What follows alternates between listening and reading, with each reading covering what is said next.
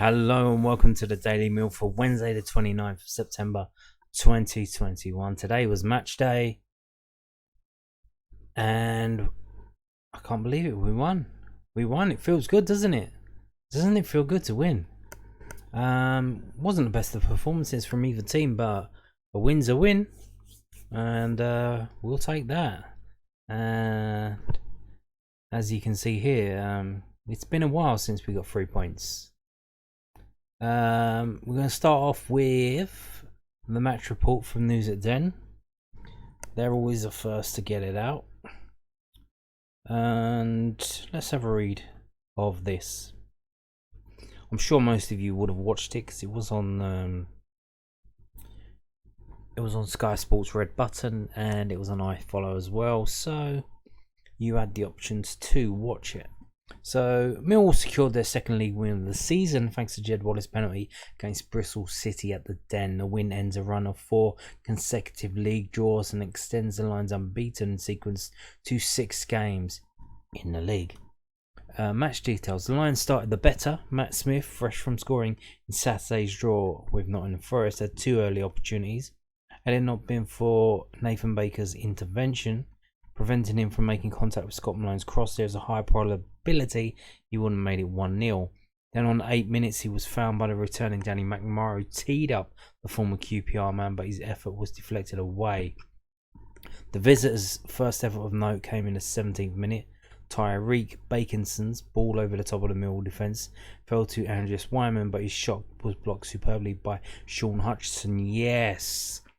Now Murray Wallace went up for an header and he jumped too early, or he was too far forward and the ball just went over his head. Maybe it wasn't that windy, so I don't think the wind took it away from him. And then the geezer was onside and he was away and clear. And super Sean Hutchinson runs over, gets involved, but it was actually blocked by Biakowski. It was a save, so... 7 minutes later, George Tanner headed Jay De Silva's cross wider than the end post. In the 33rd minute, Daniel Bentley made a top save to deny Benik Afobe. George Evans' looping header over the Robins defence fell to Afobe, who forced the keeper into a point-blank save. Afobe was denied again just before the break, this time by the post. Evans was again the supplier for the on-loan Stoke man, whose header struck the base of the woodwork and bounced away. Yeah, 2 very good chances for Afobe today. Unfortunately, he did not take them. The visitors started the second half the better of the 2 sides, but failed to trouble line stopper Bartosz Biakowski. On 63 minutes, the home team were presented with the perfect chance to take the lead. George Savile's inch-perfect through ball found Afobe, who was brought down by Rob Atkinson, and a referee pointed to the spot.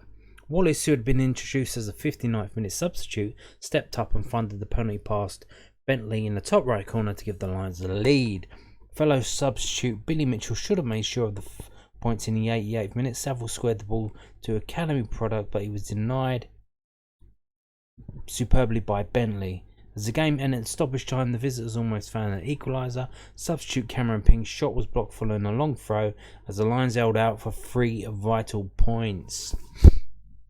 Yes, it wasn't too bad. We started out the better and then we kind of faded away. The team kind of, when Jed Wallace came on, you could see there was like a change in attitude of the rest of the players. It's like, oh, Jed's back. We can do things now because Jed's on the pitch. That's what it seemed like that anyway. Jed was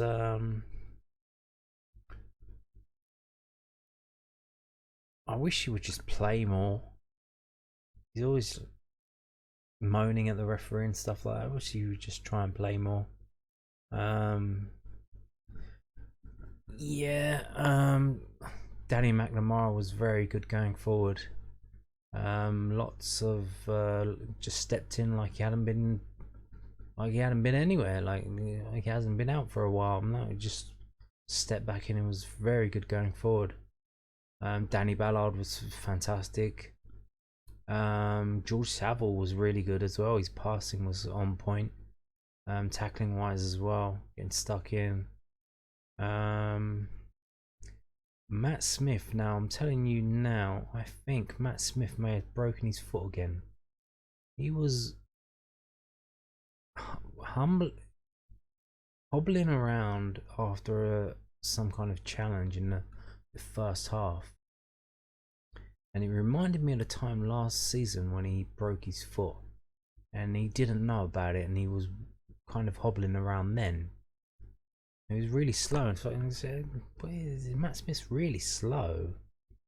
Well, no, it turned out when he'd actually broken his foot, and he'd been playing for like 9 games with a broken foot, hairline fracture. I think he may have broken his foot again. Now he played on after, like, so I think this was at the end of the first half where he's tentatively hobbling around. He wasn't running very as quick as he was before. And maybe he took a pill or something, maybe an injection. I don't know if they do that at half time. He come out in the second half.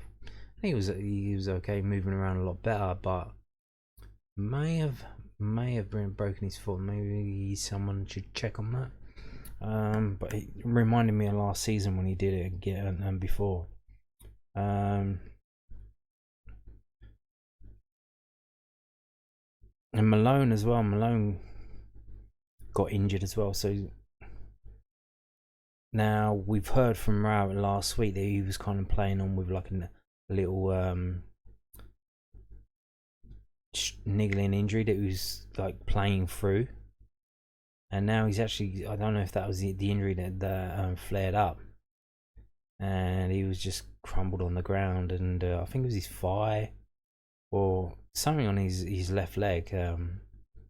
So as it goes, when some players come back from injury, you get 2 players coming back from injury, you get 2 more go out. So maybe we've got Barnsley on Saturday now. Maybe another couple of injuries to replace the ones who've got fit.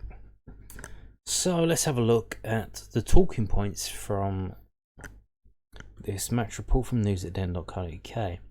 Mr. Reliable delivers again. Having missed both the Leicester and Nottingham Forest games through illness, Jed Wallace started on the bench, and it was no surprise the game changed upon his introduction. Just 4 minutes after coming on, he was presented with the chance to put his team in front. Taking a penalty is tough at the best of times, but especially when you've only just entered the fray. But he smashed a spot kick home to take his season tally to 4 goals. He looks on course yet again to be to top the line scoring charts this term. Danny McNamara returns. A welcome sight for Millwall fans when a team news was released was the sight of Danny McNamara back in the starting 11. The academy graduate made his first league start since the 1-1 draw with Blackburn Rovers on August the 14th. The Lions have missed having a natural right wing back in place following Marlon Romeo's departure to Portsmouth. Both Mitchell and Ryan Leonard had played in that position. McNamara's ability to get up and down the right wing and create chances had been badly missed in this Millwall side. Indeed. Another injury concern for Rowett. Injuries have been a huge problem for Millwall this season, and they may have another one on their hands. Pardon me. Scott Malone looked to have pulled his groin when sprinting forward with the ball. He was replaced by Jake Cooper for the final 5 minutes. Should he be set for a spell on the sidelines, it will be a huge blow to the Lions, as they do not have anyone else with as much attacking intent who can play in that position. Well, I know it was against Cambridge United, but Murray Wallace did do pretty well out there. So he plays there. Can't see why not. And here's the team, if you didn't already know. It's Biakowski, McNamara, Ballard, Hutchison, Murray Wallace, Malone, Evans and Saville in the middle, Ojo, Smith and Afobe all up front. And Cooper came on for Malone when he got injured. Mitchell came on for Ojo. And then that's when they went 3 in the middle. and there was a lot of space up front basically. Phobie was basically up front in his zone with Jed Wallace supporting him. Yeah, and then Jed Wallace come on from Matt Smith in the 60th minute. So there you go, that's the match report. So what did the manager say afterwards? Well, let's just have a quick look at the table here. So we jumped up 5 places from 19th to 14th. Isn't that fantastic? And look, because we got the clean sheet. Sean Hutchinson comes back, we got the clean sheet. Isn't that good? We're only on -1 goal difference now. A few more clean sheets and a few more wins, and we'll be in positive goal difference. That would be fantastic. And there we are on 12 points, and it is absolutely fantastic, amazing, brilliant. We won a game. We won a game. That's what winning does. That's what winning does. Drawing does not do this. It does not make you feel this good. It does not make you feel this fantastic about what's just happened. About looking at the table and seeing where we are now. That only happens when you win. It doesn't happen when you draw. So, what does Gary Rowett say? Millwall boss gives his thoughts on much needed win against Bristol City at the Den. Gary Rowett hailed a much needed win as Millwall defeated Bristol City at the Den on Wednesday for just their second league victory of the season. Millwall are now unbeaten in 6 league games and are up to 14th in the table. It was a much needed win. We just about deserved it on a balance of clear-cut chances, or chances created, Rowett said. Bristol came with a clear game plan to frustrate us first half with 3 centre-backs and 3 central midfielders. They kept breaking into good areas. Second half, they started to come into it a bit more and have a little bit more control, and that's when we made our changes. There were 1 or 2 areas where we looked a bit nervy and forced it, which was understandable because he hadn't won in quite a while. To go in at 0-0, I was a little bit disappointed. Second half, I felt as though their extra midfielder started to cause us 1 or 2 problems, so I decided to make that change quite early. It was a front 3 that I very nearly started, but Big Mac Smith deserved his chance to go again.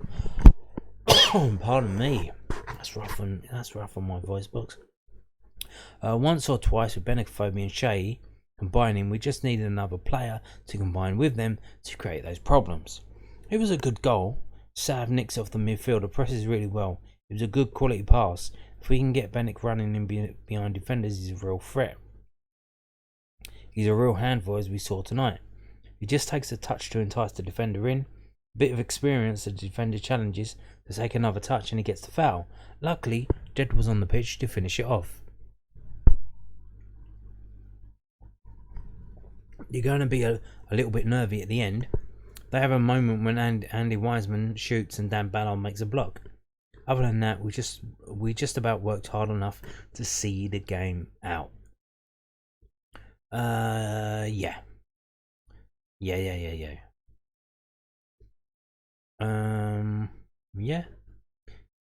Nothing wrong there.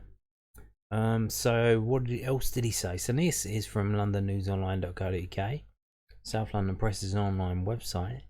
And they say Jed Wallace came off the bench. Oh, let me read the headline. Millwall boss had every confidence in Jed Wallace converting penalty in a 1-0 win over Bristol City.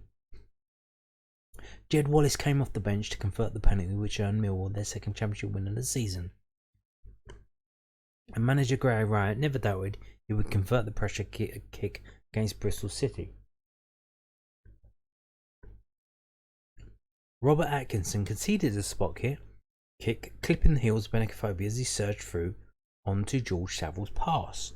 Wallace, who had missed the recent matches due to illness, had only replaced Matt Smith 4 minutes earlier, but sent Daniel Bentley the wrong way. It was the 27-year-old's 4th goal of the season, and the Lions have not lost when he has netted. Millwall are unbeaten in 6 matches, but the 1-0 victory over City was only their 2nd maximum point haul. I'm always confident because his penalty record is excellent, said Rowett. He has a little bit of calmness in those moments and changes his penalty all the time. So far, he's been very, very clinical. It was a front 3 and I very nearly started. but Matt Smith scored at the weekend and deserved his chance to go again. It was a good goal. Brilliant play by Sav. He presses really well and a good quality pass to get Bennick in. If we can get him running in behind defenders, he's a real handful, as you saw tonight. Pardon me. He takes a touch to entice the defender in. Bit of experience and gets the foul. Jed was luckily enough on the pitch to finish it off. Asked if Wallace was fit enough to have started the game, Rowett replied, "It's hard to know that. Having been out for the best part of 10 days, it doesn't take a genius to work out too much what sidelined him. I nearly started him.